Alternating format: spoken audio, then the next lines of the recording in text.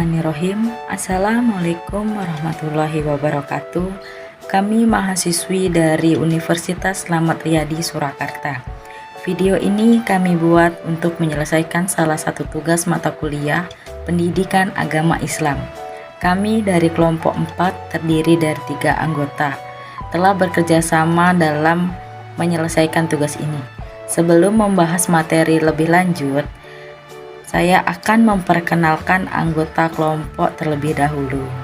Halo, perkenalkan nama saya Kurnia Miftahul Faijah, NPM 215400087, Prodi PGSD kelas 03. Halo, perkenalkan nama saya Kurnia Miftahul Faijah, NPM 2154087, Prodi PGSD kelas 03. Halo, perkenalkan nama saya Desi Ratnasari, NPM 215400094 dari Prodi PGSD kelas 03. Kelompok 4 akan membahas tentang artikel ilmiah mengenai hadis dan as-sunnah, perbedaan hadis dan as-sunnah, unsur dalam sebuah hadis, kedudukan dan fungsi hadis, sejarah pembukuan hadis, dan macam-macam hadis. Pengertian hadis. Hadis adalah apa yang disandarkan kepada Nabi Shallallahu Alaihi Wasallam, baik berupa ucapan, perbuatan, penetapan, sifat atau sirah beliau, baik sebelum kenabian atau sesudahnya.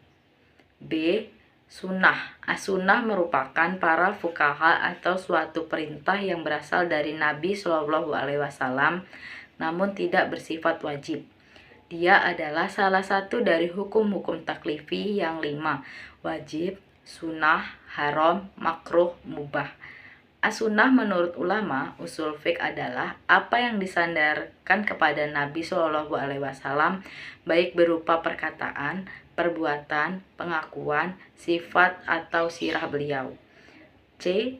Perbedaan hadis dan as-sunnah.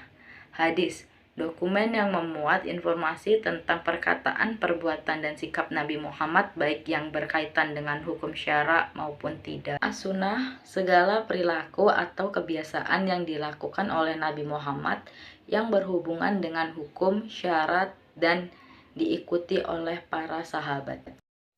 D. Unsur dalam sebuah hadis. Yang pertama, rawi. Rawi adalah informasi yang menyampaikan hadis dari Nabi Muhammad SAW yang terdiri atas sahabat, tabi'in, dan seterusnya. Yang kedua, sanad. Sanad adalah silsilah atau kumpulan rawi dari sahabat hingga orang terakhir yang meriwayatkannya. Yang ketiga, muharridz adalah rawi terakhir yang menuliskan riwayat yang ia dapat dalam sebuah catatan atau karya pribadinya. Yang keempat, siyaqul ada adalah redaksi yang dipakai oleh seseorang dalam meriwayatkan sebuah hadis. Yang kelima, matan adalah redaksi dari riwayat yang disampaikan oleh masing-masing rawi. Yang kedudukan dan fungsi hadis. Yang pertama, kedudukan hadis. Dalam kedudukan sebagai penjelas, hadis kadang-kadang memperluas hukum dalam Al-Quran atau menetapkan sendiri hukum di luar apa yang ditentukan Allah dalam Al-Quran. Kedudukan hadis sebagai bayani atau menjalankan fungsi yang menjelaskan hukum Al-Quran tidak diragukan lagi dan dapat diterima oleh sebuah pihak karena memang untuk itulah Nabi ditugaskan Allah Subhanahu wa Ta'ala. Namun dalam kedudukan hadis sebagai dalil yang berdiri sendiri dan sebagai sumber kedua setelah Al-Quran menjadi bahan rancangan di kalangan ulama.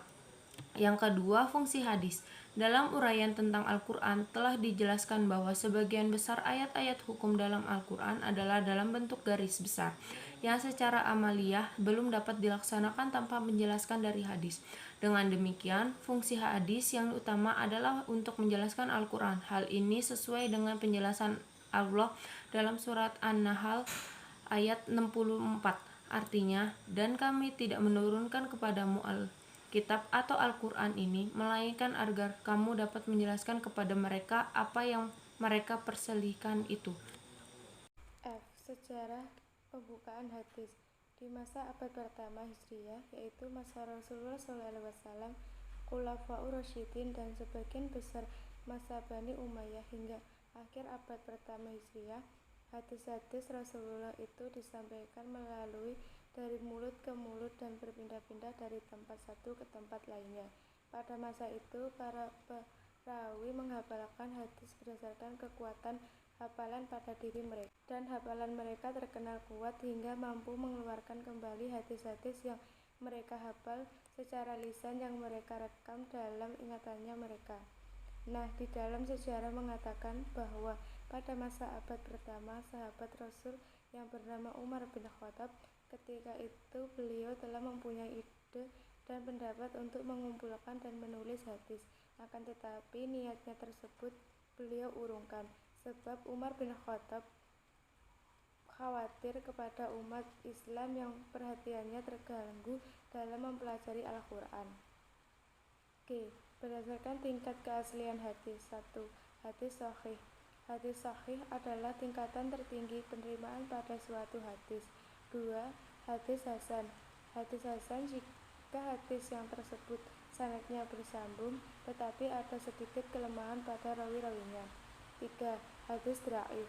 Hadis dhaif adalah hadis yang sanadnya tidak bersambung dalam berupa hadis mauquf, maqfu, mursal, mu'allaq, mudallas, muntahi atau mudlal, atau diriwayatkan oleh orang yang tidak adil atau tidak kuat ingatannya, atau mengandung kejanggalan atau cacat.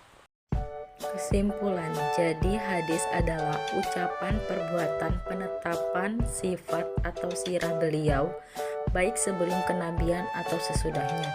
As-sunnah adalah apa yang bersumber dari Nabi Shallallahu Alaihi Wasallam selain Al-Quran, baik berupa perkataan, perbuatan atau pengakuan beliau. Dan perbedaan antara hadis dan as-sunnah terletak pada penuturannya. Unsur dalam sebuah hadis yaitu rawi, sanad, mukhraj, syiyakul, mada, dan matan hadis. Dalam kedudukannya sebagai penjelas hadis kadang-kadang memperluas hukum dalam Al-Quran atau menetapkan sendiri hukum di luar apa yang ditentukan Allah dalam Al-Quran. Dengan demikian, fungsi hadis yang utama untuk menjelaskan Al-Quran. Apa yang dinamakan sebagai sunnah bukan teks menteng ucapan, perbuatan, dan ketetapan Nabi Shallallahu Alaihi Wasallam sehari-hari yang bersifat harfiah, sebab itu hanya merupakan bentuk-bentuk ekspresi atau perwujudan yang bersifat praktis dan pola pikir atau paradigma sunnah Nabi tersebut yang tidak lain adalah ijtihad beliau sendiri.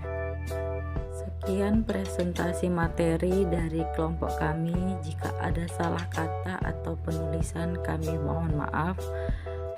Kami akhiri, wabillahi taufiq wal hidayah. Assalamualaikum warahmatullahi wabarakatuh.